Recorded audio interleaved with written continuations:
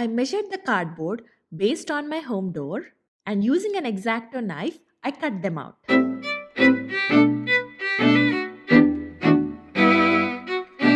Using hot glue, I connected the cardboard. I did not have large cardboard available at home, so I had to connect two pieces to get a 42 by 3.5 inch size double layered cardboard base.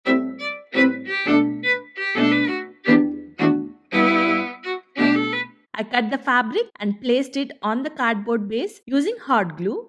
I attached the fabric to the base. While attaching the fabric, I make sure the fabric was not moving and spread to the corners and the elephant design was centered.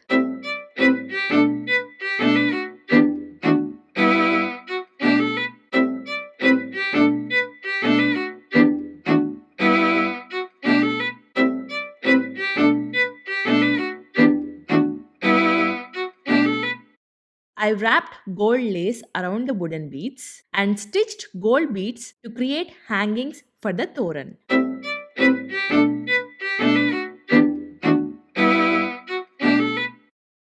I added gold lace to the top side of the Toran and added these golden hanging beads to the bottom side using hot glue. I added hoops at the back side using gold lace, painter's tape, and hot glue.